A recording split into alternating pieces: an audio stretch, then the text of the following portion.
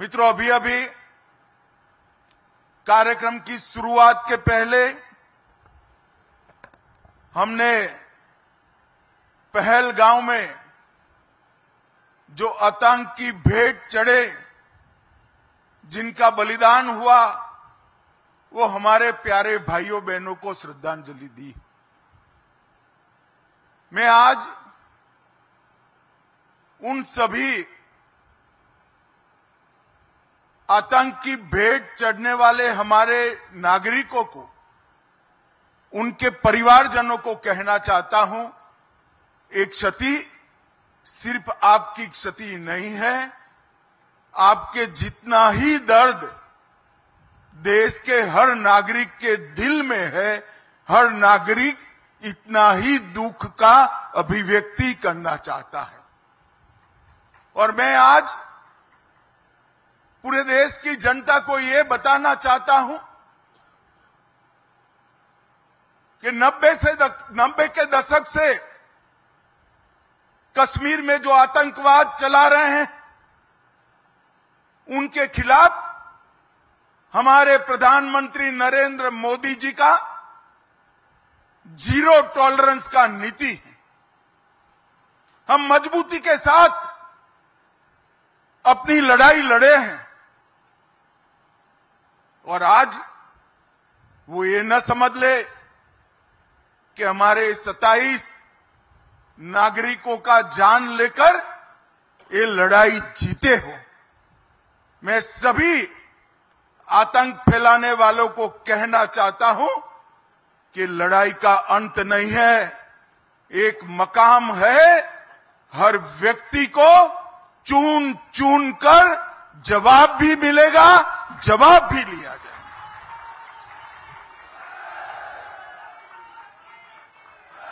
नरेंद्र मोदी जी के नेतृत्व में चाहे उत्तर पूर्व हो, चाहे वामपंथी उग्रवाद का क्षेत्र हो, चाहे कश्मीर पर पड़ी आतंकवाद की छाया हो, हर चीज का मजबूती के साथ हमने जवाब दिया है। और अगर कोई एक कायराना हमला कर ये समझता है कि हमारी बड़ी जीत है, तो एक बात मन से समझ लीजिए, ये नरेंद्र मोदी सरकार है, किसी को बख्शा नहीं जाएगा, किसी को बख्शा नहीं जाएगा। इस देश की इंच इंच भूमि पर से आतंकवाद को मूल समेत उखाड़ने का हमारा संकल्प है और वो सिद्ध होकर रहेगा। अच्छा भाई, ये হচ্ছে আমাদের দেশের স্বরাষ্ট্রমন্ত্রী, একে তোমরা কমবেশি সবাই চেনো, অমিত শাহ। হ্যাঁ, এই যে বক্তব্যগুলো দিচ্ছে এবং এই যে কথাগুলো বলছে যে हम चुन चुन के मारेंगे, हम सबको देख लेंगे, हम ये करेंगे, हम वो करेंगे। अरे भाई, हम ये करेंगे, हम वो करेंगे, এটা পরের কথা। এখন কথার কথা হচ্ছে যে এই তো দেখতে দেখতে বহুত দিন হয়ে গেল যে জঙ্গিদেরকে তুমি খুঁজবে বলছো এবং যে জঙ্গিরা এসেছিল তাদের চুনকে চুনকে মারবে, সেটা দুসরা কথা, সেটা আলাদা কথা। কিন্তু তাদের এখনো তো নাগাল্যান্ড পেলে না। তাদের পেলে তবে তো তুমি মারবে, পাও তো দূর কি বাত। তোমার দেশের লোক, তোমার দেশের ফোর্স কি করছে তারা? এখন তো একজনকেও তো খুঁজে বার করতে পারলো না, মিডিয়াতে কই আমরা দেখতে পাইনি। হ্যাঁ, যে না একজনকে খুঁজে পেয়েছে তার এরকম শাস্তি দিচ্ছে। হ্যাঁ, চুন চুনকে মারবে বলছো, হুঁশিয়ারি দিচ্ছ। কাকে দিচ্ছ হুঁশিয়ারি ভাই? ভারতবর্ষের মানুষদেরকে সান্ত্বনা দিচ্ছ যে 26 জন মারা গেছে, তার পরিবারকে সান্ত্বনা দিচ্ছ? হ্যাঁ, এই সান্ত্বনার কতদিন দিয়ে রাখবে মানুষকে? চুন চুনকে মারবে, চুন চুনকে মারবে, ওটা আলাদা কথা। এখন কথা হচ্ছে যে তোমার দেশের মধ্যে জম্মু কাশ্মীরের মতো জায়গা, যেখানে 24 ঘন্টা হাজার হাজার ফোর্স থাকার কথা, যেখানে তোমার বিভিন্ন ধরনের আক্রমণ হতে পারে, এটা কম বেশি সবাই জানে।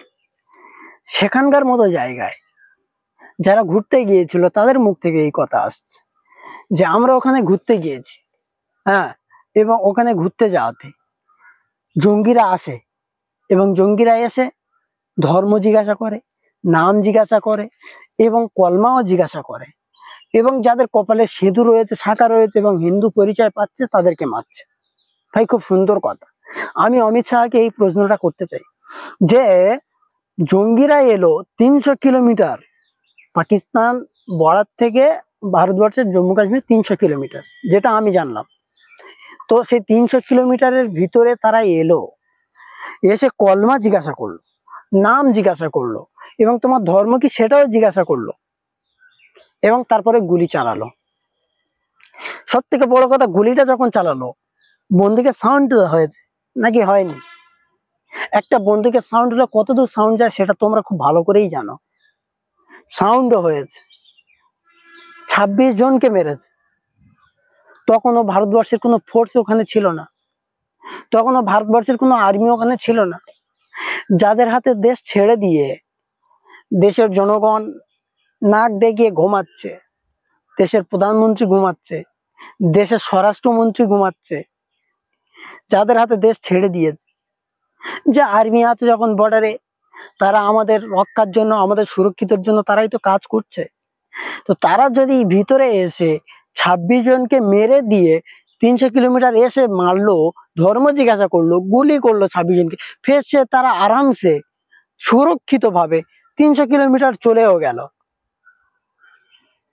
তারপরেও কারোর কোনো তার নেই, তারপরেও কারোর কোনো খবর নেই, তারপরেও এখন অমিত শাহ বলে বেড়াচ্ছে হাম চুন চুন কে মারেঙ্গে। ম্যাক্সিমাম তো ভাই লজ্জাটা থাকা উচিত। লজ্জাটা কেউ বেঁচে কেনে খেয়ে নিয়েছে মানুষ।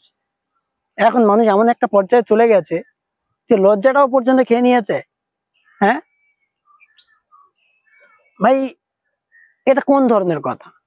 আজকের যাদের সন্তান হারিয়েছে, যাদের কোলের মানুষ গেছে এবং যাদের পরিবার থেকে একটা মানুষ কমে গেছে, আদিল হোসেন, সে তার ফ্যামিলির একমাত্র, সে কোনো রকমে মেহনত করে, ফল বিক্রি করে, ঘোড়ার উপরে মানুষ চড়িয়ে সে তার জীবিকা নির্বাহ করত। এখন সে তো তার ফ্যামিলি থেকে চলে গেছে। তুমি অমিত শাহ, তুমি তাকে ক টাকা দেবে? তোমার দেশের মোদি, সে তাকে ক টাকা দেবে? তোমার নেতৃত্বের লোক তাকে ক টাকা দেবে? তার বাপ মাকে, তার বউকে, তার ওয়াইফকে কি দিয়ে সান্ত্বনা দেবে? হ্যাঁ, দিতে পারবে? কিছু দিয়ে সান্ত্বনা দিতে পারবে? তাহলে সেই 26 জন এলো, 26 জনকে মারলো, 4-5 জন যা এলো জঙ্গি, 26 জনকে আরামসে মেরে তারা চলে গেল। এখন তোমরা বলতে চাচ্ছ যে জঙ্গি হামলা। আমার তো মনে হয় যে এখানে জঙ্গি হামলা হয়নি, এটা পাকিস্তানের কেউ এসেই মারেনি।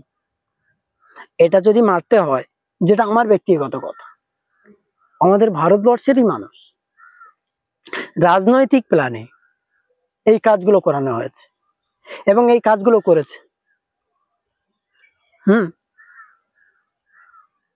এখানে জঙ্গিরা কেউ নয়, পাকিস্তান থেকেও কেউ আসেনি এবং অন্য জায়গা থেকেও কেউ আসেনি।